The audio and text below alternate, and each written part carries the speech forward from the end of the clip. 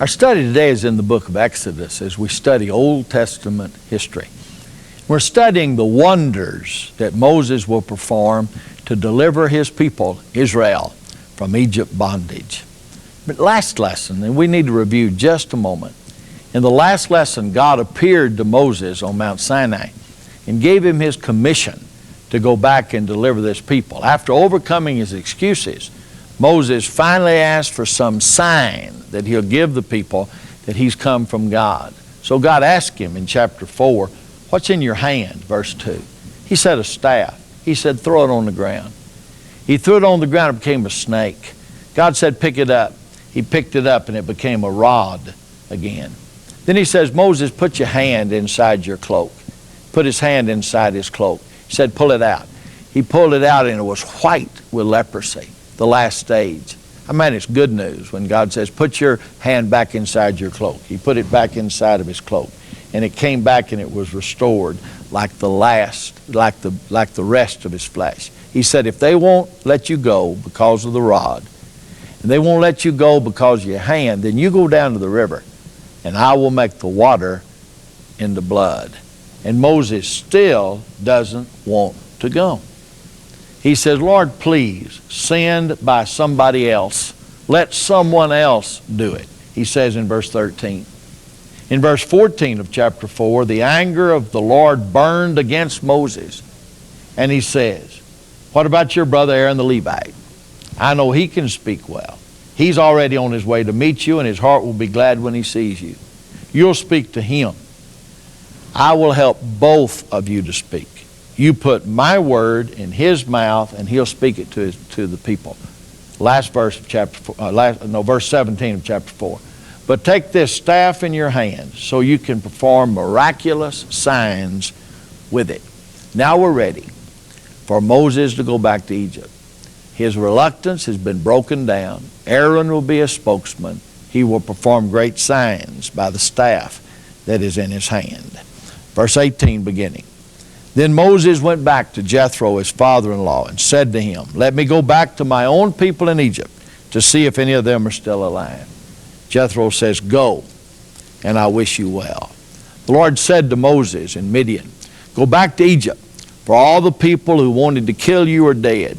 So Moses took his wife and sons and put them on a donkey and started back to Egypt. The Lord said to Moses, when you return to Egypt, see that you perform before Pharaoh all the wonders I've given you power to do.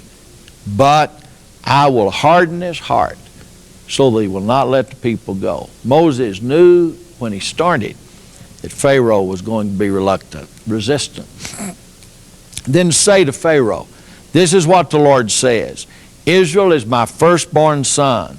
Let my son go, that he may worship me. But you refuse to let my son go. So I will kill your firstborn. At the very beginning of the signs, Moses knew that the last sign would be the death of Pharaoh's sons. Now on his way back to Egypt, Moses has an encounter with God. It's always that way, isn't it? As Jacob was going to Padan Aram, he had an encounter with God at Bethel. As Jacob was returning from Padan Aram, he had an encounter with God at Jabbok. Moses has an encounter with God. For some reason, he's not followed the covenant of circumcision. His two sons are uncircumcised. So God stands in the way to kill them and him. And his wife, Zipporah, takes a knife and circumcises her two children and calls Moses a husband of blood unto her. And in verse 27 of chapter 4, the Lord said to Aaron, now he must have Aaron come meet Moses, go into the desert to meet Moses. So he met Moses at the mountain of God at Sinai and kissed him. Then Moses told Aaron everything the Lord had said, and also about the miraculous signs he commanded him to perform. So they got back to the land in verse 29, to Egypt's land. And they brought all the people together. And Aaron told everything the Lord had said to Moses. See, Aaron starts out doing exactly what God said he would do, being the spokesman of Moses. Then Aaron told everything the Lord had said to Moses. He also performed the signs before the people, the rod becoming a snake, the hand becoming leprous. And they believed. And when they heard that the Lord was concerned about them and had seen their misery, they bowed down and worshiped. At the end of chapter 4, they believe they're delivered. They believe that God is going to immediately perform great miracles and deliver them from Egypt. But they're not ready to go yet. It's going to take 3 lessons, the first 3 plagues, before they'll be converted truly and fully. Well, not fully, but truly to God. Then it'll take 3 more to make a big distinction in their mind and in Egypt's mind between them and the Egyptian. And then 3 more so that some of the Egyptians that can and do believe can join themselves to Israel and then be ready for the Exodus. And then 1 more so that Pharaoh's tremendously hard heart will be broken.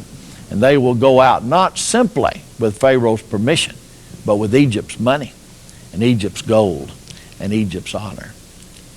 The next day, after Israel has seemingly accepted Moses as a leader, things go bad. Afterward, Moses and Aaron went to Pharaoh and said, "This is what the Lord, the God of Israel, says. Let my people go, so they may hold a festival to me in the desert." And Pharaoh asked a question that he's going to learn the answer to slowly. Verse 2 of chapter 5. Pharaoh said, "Who is Jehovah? Who is the Lord, that I should obey him and let Israel go? I don't know Jehovah. I don't know the Lord, and I will not let Israel go." Then they, I think that'd be Aaron and Moses, say, "The God of the Hebrews has met with us. Now let us take a 3-day journey into the desert to offer sacrifices to the Lord our God, or he may strike us with plagues or with the sword." It's an either-or situation.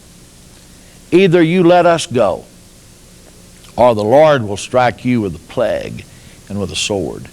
And the king of Egypt said, "Moses and Aaron, why are you taking the people away from their labor? Get back to your work." Then Pharaoh said, "Look, the people of the land are now numerous, and you're stopping them from working." That same day, Pharaoh gave this order to the slave drivers and the foremen in charge of the people. "You're no longer to supply the people with straw for making bricks. Let them go and gather their own straw, but require from them the same number of bricks as before. Don't reduce the quota." They're lazy. That's why they're crying out, "Let us go sacrifice to our God." Make the work harder for the men so they'll keep working and pay no attention to lies. Pharaoh's solution to their request to go and worship God is simply to get them busier. A lot of people get busy in trying to forget their relationship to God. When the slave drivers told the people that they had to scatter all over Egypt to gather stubble to make straw, and they kept telling them, "Complete the work. You didn't meet the quota from yesterday or today as you did before." The Israelite foreman appealed to Pharaoh, saying, "Why have you treated your servants as your servants are given no straw? Yet we're told, make bricks. Your servants are being beaten, but the fault is with your own people." Pharaoh said, "Lazy. That's what you are, lazy. That's why you keep saying, 'Let us go and sacrifice the Lord.' Now get to work. You'll not be given any straw, yet you must produce your full quota of bricks." Who do you think's in trouble? Moses and Aaron. They're going to blame them. Look at verse 19. The Israelite foremen realized they were in trouble when they were told, "You're not to reduce the number of bricks required for you each day." When they left Pharaoh, they found Moses and Aaron waiting to meet them, and they said, "May the Lord look upon you and judge you. You've made us a stench to Pharaoh and his officials, and have put a sword in their hand to kill us." Now who's going to doubt? Surely Moses will. God has sent him into the land to deliver these people. And rather than delivering them, it seems like he has added to their burden. He's come to relieve their burden. So Moses goes to the Lord in chapter 5, verse 22. And he says, "O Lord, why have you brought trouble upon this people? Is this why you sent me? Ever since I went to Pharaoh to speak in your name, he's brought trouble upon this people. And you've not rescued your people at all." I admire Moses. He may not think he's a very eloquent man, But I think he's not only eloquent, I think he's got courage to go and argue with God and say, God, you've not done what you said you would do. You said you would deliver this people, and you've not delivered them. You've added to their burden because of my ministry. I think he would still like to be keeping sheep at the foot of Mount Sinai for Jethro, his father-in-law. Anytime you talk to the Lord this way, the Lord's going to talk back. So in chapter 6, verse 1, the Lord said to Moses, now you will see what I will do to Pharaoh. Because of my mighty hand, he will let them go. Because of my mighty hand, he will drive them out of their country. God also said to Moses, I am Jehovah. I am the eternal. I am the Lord. I appeared to Abraham, to Isaac, and to Jacob as El Shaddai, God Almighty, but not by my name, Jehovah, the Lord. I did not make myself known to them by that name. I also established my covenant with them to give them the land of Canaan, where they lived as aliens. Moreover, I've heard the groaning of the Israelites, whom the Egyptians are enslaving. I have remembered my covenant. Therefore, say to the Israelites, I am Jehovah, I am the eternal, I am the Lord. And I will bring you out from under the yoke of the Egyptians. I will free you from being slaves. I'll redeem you with an outstretched arm and with mighty acts of judgment. I'll take you as my own people, and I will be your God. Then you'll know that I'm Jehovah your God, who brought you out from under the yoke of the Egyptians. And I'll bring you to the land I swore with uplifted hand to give to Abraham and to Isaac and to Jacob. I'll give this as a possession. I am the Lord. Moses reported it, but they did not listen to him. They did not believe him because of their discouragement and because of their cruel bondage. So God says to Moses in verse 10 of chapter 6, go tell Pharaoh, king of Egypt, to let the Israelites go out of his country. But Moses said, if the Israelites won't listen to me, then why would Pharaoh listen to me, since I speak with uncircumcised lips? But we'll find out why he'll listen. He'll listen because Moses is about to perform 10 great plagues. Now I want us not to read this from the text. I want you to read it. It's on your outline. If you don't have an outline, get one. But I want us to take these 10 plagues in order and see that they build to a crescendo, that they attack every single god that the Egyptians held in great honor, and that they exalt Jehovah, and that they finally break Pharaoh's heart. Plague number 1. Also, you'll see a chart at the end of this outline, just a summary chart, that will let us know that there's order in this, that there's concern in this, and that there's love in this. The first one of each series, the plagues are in series of 3. 1, 2, 3, 4, 5, 6, 7, 8, 9. And the 10th one comes as a climactic blow to Pharaoh's heart. The first in each one of these plagues, plague 1, plague 4, plague 7, will be announced at the riverside in the morning.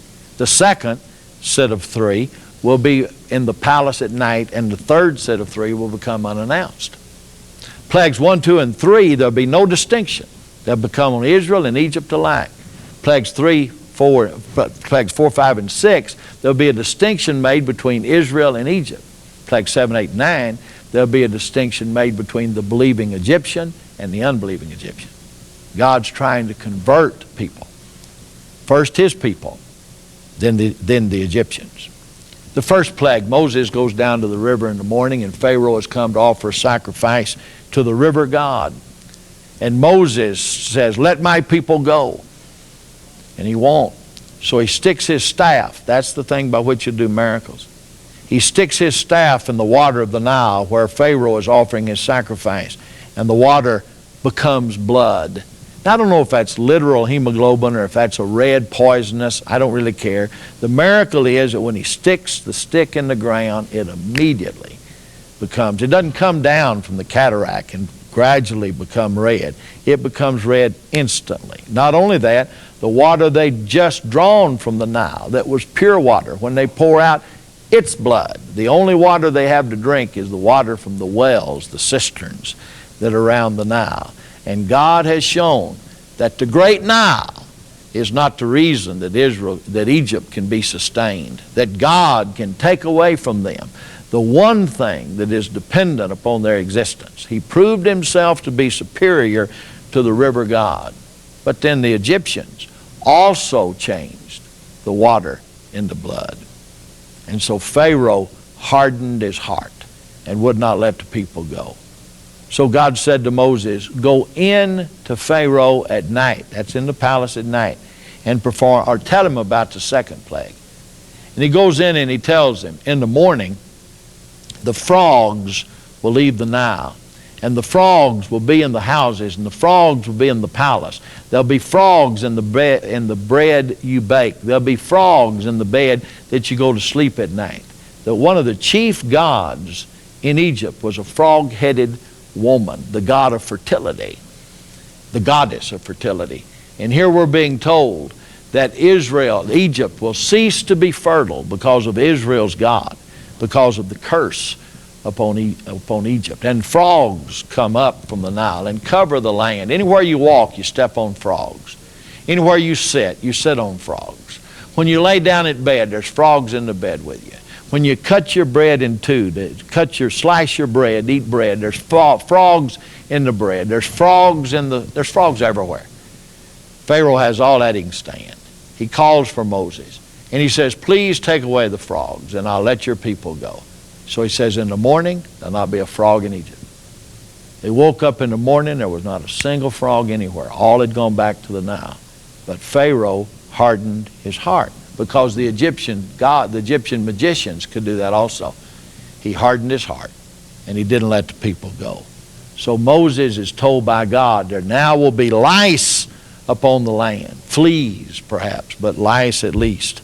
And so this is to attack the goddess, the god Seb, the earth god. And there's lice all over the land. Lice are inflicting mankind. But Pharaoh hardens his heart again and doesn't let the people go. The magicians, however, say, this is the finger of God. They could change the water into blood.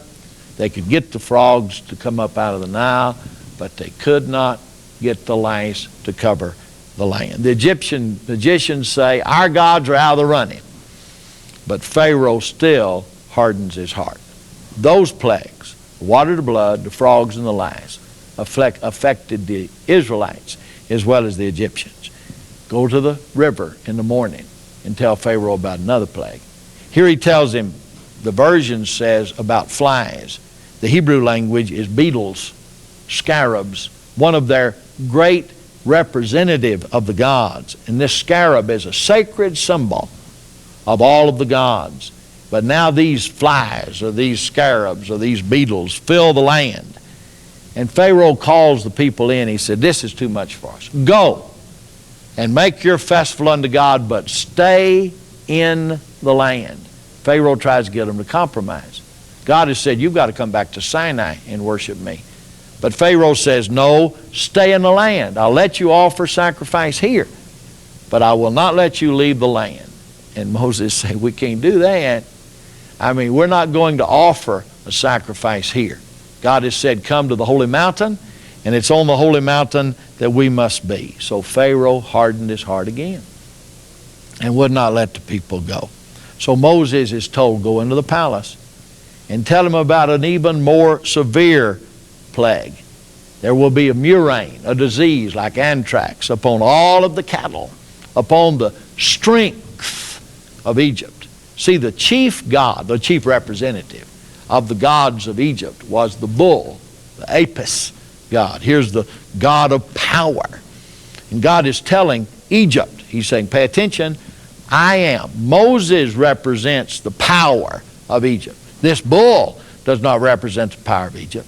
For the bull has an incurable disease, and all of the cattle of Egypt die, but not one single cow, not one single bull, not one single sheep. None of Israel's beasts in Goshen had one single disease among them. Now, when later on Egypt has some animals, they'd get them from these slaves. They'd go and take the slaves' animals. But all of the bulls and all of the sheep and all the cattle of Egypt die by this murrain.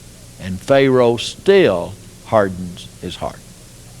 So the sixth, the third in this series, of plagues comes unannounced. And all of a sudden, man begins to break out with boils and sores upon him. And the beasts that they've robbed from the Israelites begin to break out with boils and with all kind of disease upon them. And this attacks the Egyptian god Typhon or Typhus, from which we have the word typhoid fever. Here is a terrible, dread, and many times fatal disease. The god of disease is being attacked. And God is simply saying, this God is not the cause of this. I am. I am the God of disease. I brought this disease upon Egypt. What did Pharaoh do? Did he soften his heart? No. That's not the will of God. Pharaoh hardened his heart again and would not let the people go. So Moses is told, go down to the riverside. This starts round 3. Round 1, the Israelites are converted. Round 2, Pharaoh's out of the running. Round 3, we're going to make a distinction, not just between Israel and Egypt, but now between the believing Egyptians and the unbelieving Egyptians. Because the believing Egyptians are going to be given an opportunity to flee to Goshen and live among Israel where none of these plagues come. It was as if a curtain fell between the Egyptian and the Israelite. And none of these diseases, none of these plagues can pass that curtain. God is keeping His covenant to Abraham. He is prospering His people. He's protecting His people. He says, go down to the riverside in the morning and tell Pharaoh this is the last round. This is the last chance you get. You go tell him there's going to be hail and fire. I guess that'd be lightning. There's going to be hail and fire upon all the land. As he's getting closer to attacking the great house, he attacks the god of air. The most important thing to life is the air we breathe. You'll die quicker from a lack of air than you will a lack of anything else. He attacks the very reason, the very God that is the reason for their living. But Pharaoh still hardens his heart. Although you can be walking along in Egypt and there's hail and fire, take one step and be in Goshen and the sun is shining and everything looks beautiful, Pharaoh still refuses to honor God. So Moses is told, you go into the palace and you tell him, I'm about to take care of Ra. I'm about to attack, I skipped one. You go into the palace and tell him that I'm going to send locusts upon the land. I'm going to eat all of the harvest. Next to air, food is the thing that preserves life. He says, I'm going to take away your life. And he took away all of their harvest by sending a great locust plague. Pharaoh called for Moses. And he says, this is too much for me. Go and offer your sacrifice, but leave your family. Leave your wife and children here. You go, but leave them behind. Moses said, we won't leave anything behind. So that night it got dark, and in the morning it's still dark. All day long it's dark. It's dark at night. In the morning it's dark. God sent a darkness upon the earth. He attacked their god Ra. But now you could be walking along in Egypt in total darkness and take one step, and you'd be in Goshen in a bright sunshiny day. And he still refused to let them go. Or he made another compromise. He says, go, but leave your flocks and herds behind. He said, we won't leave a bleeding sheep behind. Not one single lamb be left behind. We're leaving and we're taking everything with us. That made Pharaoh so mad. He says, get out of here and don't let me ever see you again. The day I see you again, I'll kill you. Moses turns to leave. And on the way out, God says, go tell him. Tell him what? You tell him he won't see you again. But this night there will be visited in Egypt such a plague, the like of which the world has never seen. For I will send one angel, and he will stiffen in death the chief son in every single Egyptian house. You tell all of Israel to kill them a lamb without spot and blemish. And they're to put blood on the doorpost and on the lintel, and be inside eating unleavened bread and that lamb, and singing songs not of joy, but of sorrow. For I'm bringing a tragedy in Egypt this night. And that night there was a moaning throughout all the land. And the firstborn of every animal of Egypt, the firstborn of every family, every firstborn male of every family in Egypt, from the poorest man unto Pharaoh's son, died. And Pharaoh called Moses and Aaron to him, and he said, get out of my land. Take your family. take your flocks, take all of my gold and all of my silver, take all you want, but I want you and all your people out of my land tonight. And it's a night to be greatly remembered. 2 million people go out that night and that day and that night to encamp in wilderness land, to leave. Pharaoh's back has been broken by the 10 plagues that God performed in Egypt. God will break the back of the unbeliever. That's why you and I need to be a believer in God. We need to trust in the Lord. We need to trust in Jehovah, that He doesn't have to bring upon us plagues and tragedy and disease and disorder to get our love and to get our concern. May the Lord bless us in the study of His Word, that we might come to be the people that can be called by God in the moment of tragedy to stand, if necessary, before kings and to declare the greatness of our God. Otherwise, God will have to smite this earth with a plague. Let's be about the Lord's business. Let's be telling others about the Lord's mercy and great graciousness and love, or the Lord will fling again the bloody finger of plague upon this earth. May God bless us.